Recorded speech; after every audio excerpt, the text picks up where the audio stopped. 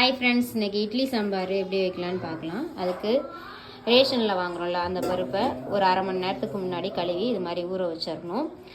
அதுக்கப்புறம் அதுக்கு தேவையான பொருட்கள் பச்சை மிளகாய், சின்ன வெங்காயம், தக்காளி, தாளிக்கிறதுக்கு சின்ன வெங்காயம், கருவேப்பிலை. இப்போ எப்படி செய்கிறதுன்னு பார்க்கலாம் வாங்க. இப்போ இந்த ஊற வச்ச பருப்பில் நம்ம பச்சை மிளகாய், தக்காளி, சின்ன வெங்காயம், பூண்டு எல்லாத்தையும் சேர்த்து வேக வச்சிடணும். ஒரு 4 விசில் விட்டு வேக வைக்கணும்.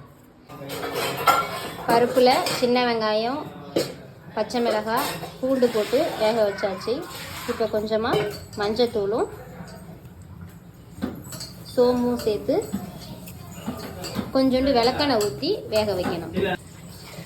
விளக்கெண்ணெய் ஊற்றினதுக்கப்புறம் கொஞ்சம் பெருங்காயத்தூள் போட்டு குக்கர் மூடியை போட்டு ஒரு 3 விசில் விட்டுடணும். இப்போ சின்ன வெங்காயம் ஏற்கனவே போட்டு வேக வச்சாச்சு. இப்போ தாளிக்கிறதுக்காக சின்ன வெங்காயம் போட்டு நல்லா பொன் வறுவலாக வதக்கணும். இப்போ கொஞ்சமாக சோம்பு வாசத்துக்காக இடித்து வச்சுருக்கேன் உரலில், அதை சேர்த்து நல்லா ஃப்ரை பண்ணணும்.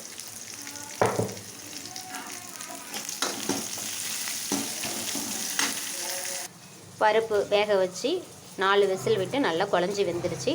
இப்போ எடுத்து இந்த தாளிச்சதில் ஊற்றி உப்பு போட்டு வைக்கணும்.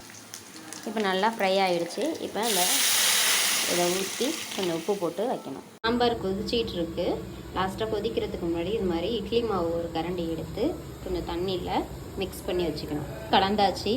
ஏன் சாம்பாரில் இட்லி மாவை கலக்கிறோம் அப்படின்னா கொஞ்சம் திக்காக இருக்கும், இட்லி சாம்பார் நல்லா டேஸ்ட்டாகவும் இருக்கும். அதுக்காக தான். இப்போ இதை ஊற்றி கொதிக்க வச்சு லாஸ்ட்டாக கருவேப்பிலை, கொத்தமல்லி போட்டு இறக்கிட்டோன்னா சுவையான இட்லி சாம்பார் ரெடி. சாம்பார் பொடியை இதில் கலந்து மிக்ஸ் பண்ணிக்கணும். இப்போ இது மாதிரி நல்லா நுரைச்சி கொதிச்சு வருது பாருங்கள். இந்த நேரத்தில் நறுக்கி வச்சுருந்த கொத்தமல்லி தலையை தூவி ஆஃப் பண்ணிட வேண்டியதுதான்.